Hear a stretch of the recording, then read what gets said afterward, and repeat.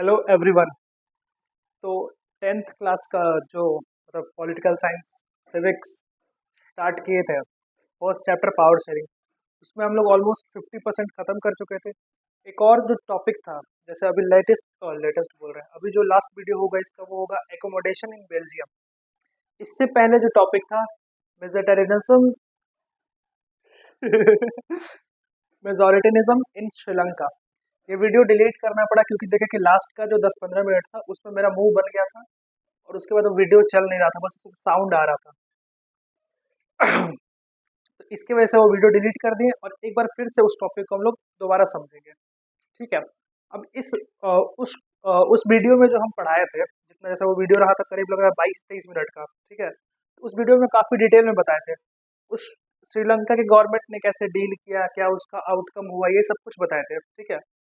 और उसके बाद जो एकोमोडेशन इन बेल्जियम का वीडियो था उसमें भी काफ़ी एनालाइज करके दोनों को कंपेयर करके बताए थे। तो अब हमको लगता है कि अब इतना खास ज़रूरत नहीं होगा एनालाइज करके बताने का, ऊपर ऊपर से इस टॉपिक को पूरा पढ़ा देते हैं और उतना एनालिसिस देने का ज़रूरत नहीं होगा क्योंकि वो एनालिसिस बेल्जियम वाला वीडियो में मिल जाएगा। हालांकि थोड़ा बहुत फिर भी आदत से मजबूर होने के कारण बताना ही पड़ेगा। तो टॉपिक क्या है? मेजोरिटेनिज्म इन श्रीलंका।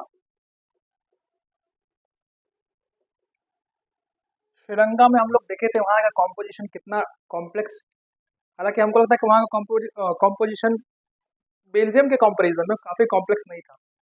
वहाँ तो सिंपल डिवीजन था, 74% सिन्हाला, 18% तमिल, बस मेजोरिटी माइनॉरिटी। ज़्यादा दिक्कत कहाँ था? बेल्जियम में था डच वाला, कहीं वहाँ माइनॉरिटी है तो कहीं इन्हें मेजोरिटी हो जा रहा है, कहीं वहाँ माइनॉरिटी हो रहा है, कहीं इन्हें में गड़बड़ा गया। श्रीलंका में ऐसा हम लोग को देखने को नहीं मिला, सिंपलर था, 74% सिन्हाला और 18% कौन हो गए? हमारे तमिल हो गए। अब 1948 में क्या होता है? 1948 में श्रीलंका जो है आज़ाद होता है, श्रीलंका गॉट फ्रीडम। श्रीलंका आज़ाद होता है 1948 में। और 1948 में आज़ाद होने के बाद जब श्रीलंका में गवर्नमेंट बनाने का टाइम आता है तो जो वहाँ पे सिन्हालीज लोग थे वो सोचते हैं कि भाई अब हम लोग जो मेजोरिटी में है, हम लोग मेजोरिटी में है तो गवर्नमेंट भी बनना चाहिए, वो हमारे अकॉर्डिंग बनना चाहिए। ठीक है ना? वो सब कुछ कैसा होना चाहिए? हमारे अकॉर्डिंग बनना चाहिए। सिन्हाला का सुप्रीमेसी होना चाहिए। सिन्हाला का क्या होना चाहिए? सुप्रीमेसी, यानी कि सुप्रीम पावर सिन्हाला है। क्योंकि तमिल लोग तो 18% फेकाइल है, चित्राइल है उनमें। हम 74% है, we are the biggest portion, biggest majority of the country. तो उन्होंने क्या इम्पोज करना स्टार्ट किया? उन्होंने स्टार्ट किया सिन्हाला सुप्रीमेसी, कि सिन्हाला ही क्या है? सुप्रीम है। और इस सुप्रीमेसी को प्रूव करने के लिए उन्होंने सबसे पहले फॉलो किया मेजोटेरियन रूल को। मेजोटेरियन रूल ये होता है ना कि जो मेजोरिटी है, हालांकि डेमोक्रेटिक कंट्री होगा, बट जो मेजोरिटी है उसके according rules, laws, changes, reforms सब उसके अकॉर्डिंग होगा। जो मेजोरिटी में है वो अपने हिसाब से कंट्री को रन करेगा, माइनॉरिटी का उसमें इन्वॉल्वमेंट नहीं होगा। ठीक है। और फिर भी उसको डेमोक्रेटिक कंट्री बोलना पड़ेगा, राइट? तो सबसे पहले उन्होंने ये मेजोरिटेरियन रूल को फॉलो किया, जहाँ पे उन्होंने सिन्हाला को ऊपर रखने का बहुत कोशिश किया, सिन्हाला को ऊपर रखा। सेकेंड उन्होंने किया 1956 में एक नया लॉ लाए। एक क्या लाए? एक नया लॉ लेके आए और उस लॉ के अकॉर्डिंग उन्होंने सिन्हाला सिन्हालीज को क्या कर दिया? ऑफिशियल लैंग्वेज कर दिया। क्या कर दिया? ऑफिशियल लैंग्वेज, यानी कि पूरे कंट्री में कौन सा भाषा बोला जाएगा? सिन्हाला बोला जाएगा। कौन सा भाषा बोला जाएगा? सिन्हाला लैंग्वेज बोला जाएगा। देखो बेसिकली इससे फायदा ये होगा ना, ऑफिशियल लैंग्वेज का मतलब होता है कि ऑफिस वर्क। ठीक है। जितना भी श्रीलंका के अंदर ऑफिस का वर्क होगा उस सब में सबसे ज़्यादा कौन सा लैंग्वेज, उस सब में कौन सा लैंग्वेज का यूज़ होने लगेगा? सिन्हाला सिन्हाला लैंग्वेज का यूज़ होने लगेगा। इससे फ़ायदा ये होगा कि जो तमिल लोग हैं उनको सिर्फ मैक्सिमम इंग्लिश या फिर तमिल नहीं आती है, उनको सिन्हाला लैंग्वेज का नॉलेज नहीं है। इस वजह से जो तमिल लोग हायर पोस्ट पे या बड़े बड़े यूनिवर्सिटीज़ में या स्कूल्स वगैरह में जो काम कर रहे हैं, जो कार्यरत है वहाँ पे, वो ऑटोमेटिकली अपने जॉब को छोड़ना पड़ेगा, उनको मजबूरी हो जाएगी क्योंकि वो लैंग्वेज से कोप अप नहीं कर पाएंगे। कोई भी नोटिस आएगा वो सिन्हाला लैंग्वेज में लिखा होगा, उनको समझ ही नहीं आ रहा है करना क्या है।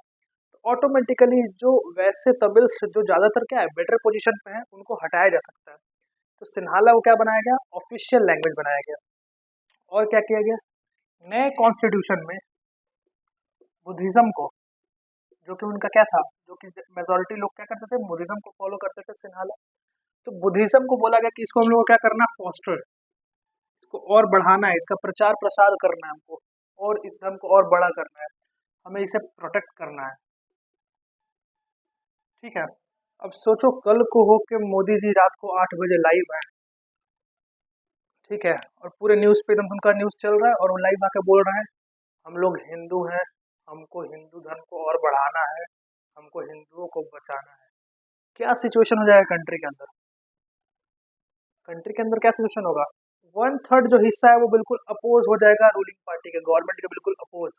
ये गवर्नमेंट तो हिंदू हिंदू कर रहा है, ये गवर्नमेंट खाली हिंदू का बात कर रहा है, मुसलमान का बात नहीं कर रहा है, सिख का बात कर ही नहीं रहा है, ईसाई का बात कर ही नहीं रहा है। ये गवर्नमेंट सिर्फ एक ही कम्युनिटी को बढ़ाया जा रहा है, उसी के धर्म का होता जा रहा है। तो क्या होगा, एक कॉन्फ्लिक्ट का माहौल बन जाएगा, एक लड़ाई झगड़े का माहौल बन सकता है कंट्री के अंदर। ठीक है, तो उन्होंने क्या किया, बुद्धिज्म को क्या करना, फॉस्टर करने के लिए, उसको और इम्प्लीमेंट करने के लिए, उसको प्रोटेक्ट करने की बातें कॉन्स्टिट्यूशन में लिख दिया। अब कॉन्स्टिट्यूशन में लिखने की वजह से क्या होगा, जो बुद्धिज्म को फॉलो नहीं करते हैं उनके सेंटिमेंट्स को थोड़ा सा हर्ट होगा कि भाई सिर्फ बुद्धिज्म क्यों, तुमको लिखना है तो हमारे धर्म को भी लिखो, सिर्फ बुद्धिज्म को क्यों लिखा जा रहा है, जैसे हमारे कॉन्स्टिट्यूशन में सब धर्म को बराबर दिया गया है, वी आर सेकुलर्स, ठीक है, सेकुलर कंट्री में हम लोग रहते हैं, सेकुलरिज्म को फॉलो किया जाता है, जहाँ पे सारे धर्म इक्वल है, सबका अपना अपना अलग मतलब है। ठीक है, कोई ऊपर कोई नीचे, कोई बड़ा कोई छोटा कुछ नहीं है, सब अपने अपने धर्म को फॉलो करने के लिए फ्री है। बट किसी अगर स्पेशल धर्म पे फोकस कर दिया जाए, किसी स्पेशल धर्म को पुश कर दिया जाए, फिर वो कंट्री में सिचुएशन क्या हो जाता है, डगमगा जाता है, इनस्टेबल हो जाता है। सेम देखने को मिलता है हमें अब इसके बाद क्या होता है कि एक बिल्कुल दोनों के बीच में टेंशन का माहौल बन जाता है, यानी कि तमिल्स के बीच में और सिन्हालास के बीच में, सिन्हाला और तमिल के बीच में क्या होता है, एक टेंशन का माहौल क्रिएट हो जाता है, बिल्कुल दोनों में लड़ाई झगड़े का एकदम बिल्कुल आपसी संबंध, मतभेद मनभेद सब स्टार्ट हो जाता है। अब उसके बाद तमिल्स जो होते हैं वो काफ़ी सारे डिमांड भी करते हैं सरकार से, प्रेजेंट सरकार से, कि भाई तमिल को भी ऑफिशियल लैंग्वेज बनाइए, हम लोग को भी एजुकेशन का राइट मिलना चाहिए, हमको भी जॉब में अपॉर्चुनिटी मिलना चाहिए, क्योंकि सब जगह से इनको हटा दिया गया था, स्कूल्स वगैरह यूनिवर्सिटी वगैरह से इनको बाहर निकाला जा रहा था। ठीक है, अपने ही कंट्री में यानी कि श्रीलंका, अब क्योंकि वो तमिल्स भले ही चलो तमिलनाडु और साउथ के एरिया से आए हुए थे, बट बस कहाँ गए थे, श्रीलंका में, उनके बाप दादा कहाँ बस गए, श्रीलंका में, तो वो उसी को अपना घर समझेंगे ना। अब अपने ही घर में उनके साथ अगर इस तरह का बर्ताव होगा तो ऑब्वियस बात है दे विल गेट हर्ट, और उनको बुरा लगेगा, तो ऑब्वियस बात है वो सरकार पे हमला करेंगे, वो सरकार से डिमांड करेंगे। तो उन्होंने सरकार से डिमांड करना स्टार्ट किया कि भाई तमिल को ऑफिशियल लैंग्वेज बनाइए, हमें एजुकेशनल राइट्स दीजिए, हमें जॉब्स दीजिए, हमें एक यूनिवर्सिटी में जाने का मौका जो हमसे छीना जा रहा है वो दिया जाए। ये सब बातें तमिल करते रहे और हर बार गवर्नमेंट ने इनको सीरियसली नहीं लिया, बोला है 18% का उखाड़ेगा, हर बार इनकी बातों को नकार दिया गया। और इसका एक मतलब इसका बोल सकते हैं कि अब ये इतने बड़े पैमाने पे चला गया कि इन दोनों के बीच में टेंशन इतना बड़ा हो गया कि आपस में अब क्या होने लगे, बड़े बड़े पॉलिटिकल ग्रुप फॉर्म करने लगे। जो तमिल थे वो बड़े बड़े पॉलिटिकल ग्रुप्स फॉर्म करने लगे, एक अलग ऑर्गेनाइजेशन बनाने लगे। एक सबसे बड़ा और सबसे सक्सेसफुल ऑर्गेनाइजेशन, टेररिस्ट ऑर्गेनाइजेशन जो बना वो था LTTE। इस पे थोड़ा डिटेल में हम लोग बात करेंगे, हालांकि अब इसके बारे में मेंशन नहीं है हमारे पास एनसीईआरटी में। LTTE और ना जाने कई सारे बड़े बड़े लोग तमिल जो थे उन्होंने कई सारे political organisation, terrorist organisation, separatist organisations बनाना स्टार्ट किया। ठीक है, अपने डिमांड रखने के लिए। और उन्होंने एक और डिमांड स्टार्ट किया अब कि भाई तुम क्या करो, रीजनल ऑटोनॉमी दो। क्या दो, रीजनल ऑटोनॉमी। रीजनल ऑटोनॉमी का मतलब क्या होता है, देखो सपोज करो कि ये श्रीलंका का मैप है, ठीक है, तो श्रीलंका के अंदर जो तमिल्स थे वो बेसिकली क्या थे, वो नॉर्थ और ईस्ट में फैले हुए थे। ठीक है, तमिल्स थे वो इतना ही नॉर्थ ईस्ट के एरिया में ही क्या थे, सिचुएटेड थे।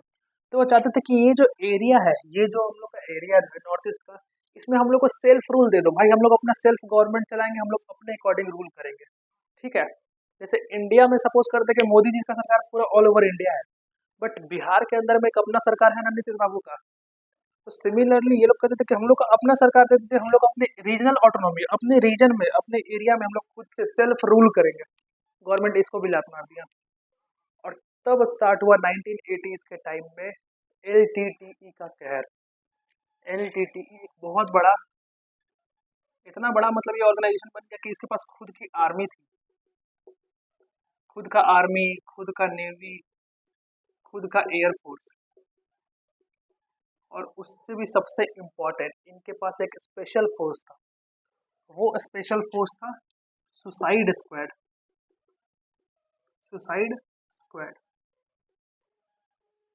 सुसाइड स्क्वाड एक, इसमें ऐसे लोग होते थे ना जो अपने अंदर बम फिट कर लिए, किसी बड़े लीडर को मारना है या किसी बहुत अपोजिशन को मारना है या दुश्मन को मारना है, तो उनके पास जाएंगे, उनसे वो दोस्ती वोस्ती करके हाथ मिला के ऐसा बटन दबाएंगे, ब्लास्ट कर जाएंगे, खुद भी मर जाएंगे। यानी सुसाइड मतलब क्या होता है? खुद को मार लेना।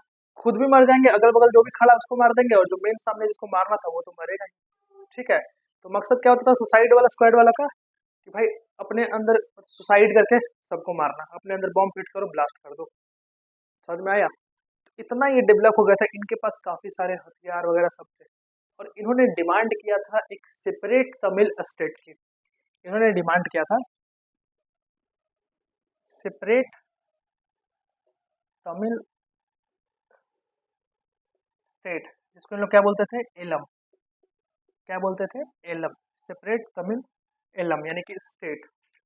और जो एलटीटीई था, इसका फुल फॉर्म था liberation liberation tiger of Tamil Eelam. Liberation tiger of Tamil Eelam. अब सिन्हालास के बीच में, तमिल्स के बीच में कॉन्फ्लिक्ट इतना खतरनाक हो गया, इतना खतरनाक होगा कि अब ये एक सिविल वॉर का रूप ले लिया। किसका रूप ले लिया? Civil war. Civil war. Civil war क्या होता है? देखो, सिविल वॉर माने मम्मी पापा आपस में लड़ रहे हैं। ठीक है, पापा चाचा आपस में लड़ रहे हैं, मम्मी चाची आपस में लड़ रहे हैं, दिस इज सिविल वॉर। ठीक है, हम बगल वाला चिंटुआ का मार दिए खींच के, ये अगल बगल का वॉर, इंटरनेशनल वॉर हो जाएगा। ठीक है, सिविल वॉर मतलब कि जो एक कंट्री के अंदर जो वॉर होता है उसको हम लोग सिविल वॉर कहते हैं। अब श्रीलंका के अंदर सिन्हालाज एक कम्युनिटी है, एक कम्युनिटी है तमिल का, वो आपस में ही लड़ रहे हैं। तो जब वो आपस में एक कंट्री के अंदर ही लड़ रहे हैं तो उसको हम लोग बोलेंगे सिविल वॉर। अब अमेरिका बोल रहे हैं, ये श्रीलंका के अंदर क्या स्टार्ट हो गया? सिविल वॉर स्टार्ट हो गया। और करीब ये 2009 तक ये सिविल वॉर लगातार किसी न किसी फॉर्म में चलते रहा। ठीक है, यानी कि गवर्नमेंट इसकी इतनी स्ट्रिक्ट हो गई, जो सिन्हालास की गवर्नमेंट तो इतनी स्ट्रिक्ट हो गई, इनकी डिमांड्स को नहीं मानती गई, जिसके कारण इतना बुरे बुरे स्टेप लेने की वजह से, चाहे वो मेजोरिटी हो चाहे माइनॉरिटी हो, क्योंकि सिविल वॉर का मतलब क्या है? दोनों साइड को कुछ ना कुछ नुकसान हुआ होगा। ठीक है, जितना माइनॉरिटी पिटाएगा उतना ही मेजोरिटी भी पिटाएगा सिविल वॉर में। तो दोनों ही साइड को बहुत काफ़ी नुकसान झेलने को मिला, कंट्री को काफ़ी नुकसान झेलने को मिला। एक टाइम में श्रीलंका जो एजुकेशन में बहुत बढ़िया था, जो डेवलपमेंट में बहुत बढ़िया था, उसका डेवलपमेंट रुक गया, उसका इकोनॉमिक फॉल हो गया। ठीक है, तो रिलीजन के नाम पे कंट्री बनाएंगे तो यही हाल होगा, जहाँ पे आप मेजोरिटी के बारे में सिर्फ सोचेंगे। आपको सबको साथ लेके चलना होगा। बेल्जियम में क्या हुआ? बेल्जियम में किसी का हाथ नहीं छोड़ा, सबको पकड़ के साथ में चढ़ाया नाव पे। कोई को डूबने के लिए नहीं छोड़ दे, कह रहे छोटा बच्चा उसको डुबा देना, सबको चढ़ाओ, तभी नाव बढ़िया से चला बेल्जियम का। ये बोल रहा है कि जो बड़ा है उसको चढ़ा दो, छोटका के डुबा दो, तो इसमें ना चलेगा, इससे कभी नहीं चलेगा। ठीक है, 3 लड़के हैं तो तीनों को बराबर प्यार देना पड़ेगा, किसी एक को ज़्यादा प्यार देंगे तो मैटर गड़बड़ाएगा। तो इस वजह से श्रीलंका में ऐसा सिचुएशन क्रिएट हुआ। अब देखो, ये जो एलटीटीई है, स्टार्टिंग में इंडिया ने एलटीटीई को सपोर्ट किया, इसको सपोर्ट, अच्छा हालांकि ये भी सोचने वाला बात है कि भाई श्रीलंका एक कंट्री है और एलटीटीई एक सेपरेटिस्ट ऑर्गेनाइजेशन है, जो कि क्या बोल रहा है, डिमांड कर रहा है कि श्रीलंका को अलग कर दो, तोड़ के अलग कर दो, हम लोग को अलग कंट्री बना दो। ठीक है, वो अलग स्टेट का डिमांड कर रहा है, वो टेररिस्ट वाला काम कर रहा है, वो सुसाइड स्क्वाड बना के बैठा हुआ है, अपना आर्मी नेवी ट्रेनिंग चालू कर ले है। ठीक है, फिर भी इंडिया इसको सपोर्ट क्यों कर रही है? इंडिया इसको सपोर्ट करने के पीछे रीज़न था, देखो यार, ये तमिल्स हैं, और इंडिया के अंदर जो तमिलनाडु थे उनके कुछ ना कुछ सेंटिमेंट्स जो थे इनसे जुड़े हुए थे। इस वजह से तमिलनाडु स्टेट के जो लोग थे वो चाहते थे कि गवर्नमेंट एलटीटीई की मदद करे। इस वजह से स्टार्टिंग में एलटीटीई का काफ़ी मदद किया गया। ठीक है, एलटीटीई का बहुत मदद किया गया इंडिया के द्वारा। कई रिपोर्ट्स तो ऐसा भी बताते हैं कि एलटीटीई को रॉ, जो इंडिया का इंटेलिजेंस है, खुफिया एजेंसी है, उसने एलटीटी के लोगों को ट्रेनिंग भी दिया है, फूड, वेपन्स, सब कुछ दिया।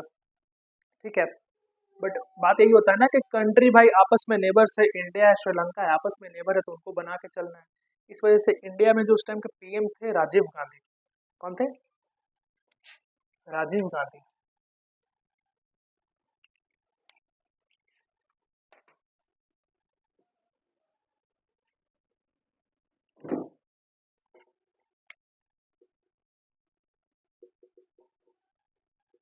राजीव गांधी थे। तो राजीव गांधी ने बेसिकली क्या किया था, राजीव गांधी ने फर्स्ट ऑफ ऑल तो सपोर्ट किया था पूरे एलटीटी को। उसके बाद उन्होंने श्रीलंका के जो प्राइम मिनिस्टर थे मिस्टर जयवर्धने, उनके साथ क्या कर लिया था, श्रीलंका अकॉर्ड पे साइन कर लिया था। श्रीलंका अकॉर्ड के ऊपर साइन करने की वजह से इंडिया को बेसिकली एलटीटी के ऊपर से हाथ हटाना पड़ा। एलटीटी को सपोर्ट करना बंद करना पड़ा उनको, और इंडिया ने वहां पे भेजा आईपीएफके को। किसको भेजा?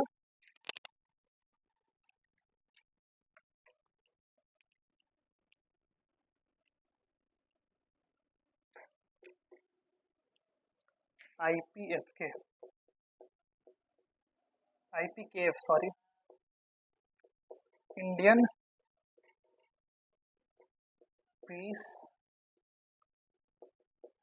Keeping force. इंटरनेशनल नेबर्स के साथ पीस बनाने के लिए, शांति बनाने के लिए इंडिया ने क्या किया, आईपीएफके को भेजा कहाँ पे, श्रीलंका के अंदर। और इसके बाद ये होता है ना कि राजीव गांधी चुनाव हार जाते हैं। राजीव गांधी क्या करते हैं, चुनाव हार के पीएम नहीं रह पाते हैं। ठीक है, और वो अपने अगले इलेक्शन में लग जाते हैं पीएम बनने के लिए। अब बेसिकली हुआ ये था कि एलटीटी जो था ग्रुप, वो ऑलरेडी राजीव गांधी से काफ़ी खफा हो चुके थे। एक बार राजीव गांधी पे अटैक भी हो चुका था श्रीलंका में, जब वो श्रीलंका विजिट कर रहे थे एनिवर्सरी में। तो नेवी के, नेवी का जो स्क्वाड लगा हुआ था, नेवी की जो टीम लगी हुई थी परेड के कमांडिंग में, उनके पास से क्रॉस हो रहे थे। उस टाइम नेवी का एक जो मेंबर सोल्जर जो था, वो अटैक किया था राजीव गांधी पे, बट राजीव गांधी बच गया था। तो राजीव गांधी के साथ टेंशन तो बन चुका था एलटीटी का, और वो प्लान भी कर लिए थे कि वो मारेंगे राजीव गांधी को। ठीक है, बट दिक्कत ये था कि वो सही टाइम का वेट कर रहे थे।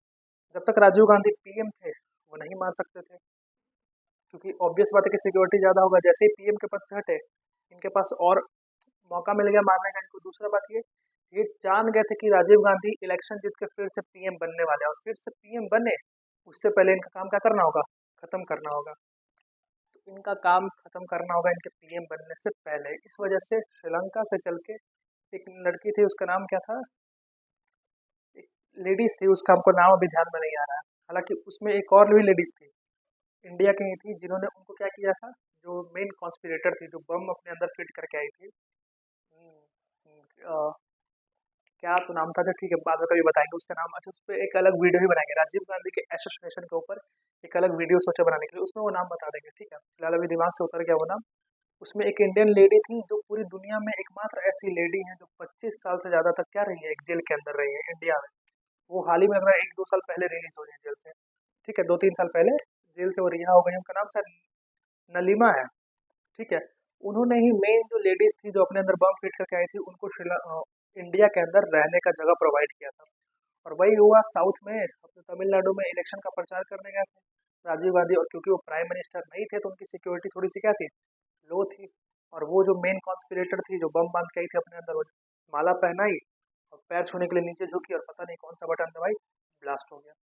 ठीक है, और एलटीटी ने ऐसे क्या किया, इंडिया के former prime minister Rajiv Gandhi को मरवा दिया। यानी कहीं ना कहीं इंडिया एक इसका रिजल्ट बन के रह गया कि भाई जो सिविल वॉर है बेल्जियम श्रीलंका के अंदर का जो सिविल वॉर है, उसका एक नुकसान इंडिया को भी झेलना पड़ा। तो इससे हम लोग ये भी समझ सकते हैं ना कहीं इस तरह के पावर शेयरिंग में, जहाँ पे एक कम्युनिटी का साथ पकड़ के एक कम्युनिटी को छोड़ दिया जाए ऐसे ही तनहा, वहाँ पे कहीं ना कहीं उसके आजू बाजू के लोग को भी दिक्कत हो सकती है। इससे हम लोग ये एनालाइज कर सकते हैं। बेल्जियम जैसे कंट्री से हम लोग ये सीख सकते हैं कि भाई कभी भी आपके सामने अगर ये सिचुएशन आए कि आपके अंदर मेजोरिटी माइनॉरिटी अलग अलग कम्युनिटी का डिफरेंसेस है, तो आप समझदारी से अलग अलग टाइप के लिए अलग अलग व्यवस्था करें। जैसे मेजोरिटी है वहाँ पे लगाइए कौन सा, अपना गवर्नमेंट, यूनियन गवर्नमेंट। फिर स्टेट गवर्नमेंट, अब सब कम्युनिटी के लिए अलग से एक कम्युनिटी गवर्नमेंट बना दिया, ठीक है ना। फिर तुम्हारा ब्रुसेल्स के लिए अलग से एक गवर्नमेंट बना दिया, क्योंकि वहाँ पर डिफरेंसेस बहुत कॉम्प्लिकेटेड थे, वहाँ पे मेन गवर्नमेंट से फॉलो करना को कर पाना पॉसिबल नहीं था, तो वहाँ का गवर्नमेंट अलग कर दिया। यानी कि कंट्री का गवर्नमेंट अलग, कैपिटल का गवर्नमेंट अलग, कम्युनिटीज़ के लिए अलग अलग गवर्नमेंट बना दिया। इससे बढ़िया व्यवस्था क्या हो सकता है। और श्रीलंका में क्या किया, खाली सिन्हाला खाली सिन्हाला खाली सिन्हाला, और तमिल खाएगा सिंघाड़ा। तो ये वाला डिफरेंस हो गया। यानी कि पावर शेयरिंग इस चैप्टर से हमको दो केस स्टडी जो मिला, एक श्रीलंका का और बेल्जियम का, दोनों जगह समझाया जा रहा है कि एक जगह पावर सिंगल हैंड में कॉन्सेंट्रेट रहा सिर्फ सिन्हाला के पास, इस वजह से धमाका हो गया। इंडिया में भी थोड़ा बहुत छीटा पड़ गया, राजीव गांधी चल दिए, राजीव गांधी नहीं रहे हम लोग के बीच, और उनका एसेसिनेशन हुआ। ऐसा नहीं कहा था कि ऐसे मृत्यु हो गया, नहीं, एसेसिनेशन, उनको बॉम्ब ब्लास्ट में मारा गया, ठीक है। तो कहीं कहीं ना कहीं इस पावर शेयरिंग के मतलब बोल सकते हैं बैड इफेक्ट का असर हमें भी झेलना पड़ा है। दूसरा, बेल्जियम ने पावर को इतनी ब्यूटीफुली शेयर किया कि एक पीसफुल कंट्री, एक काफ़ी डेवलप्ड कंट्री के रूप में आगे बेल्जियम बढ़ा, ठीक है। तो ये था ये चैप्टर मेजोटेरियन, क्या बोलते हैं इसको, मेजोटेरियनिज्म इन श्रीलंका। नेक्स्ट हम लोग दो टॉपिक बचा हुआ है, why power sharing is desirable और फॉर्म्स ऑफ पावर शेयरिंग, उसको भी अभी पढ़ेंगे, ठीक है। तो मिलते हैं अगली वीडियो में, बाय बाय।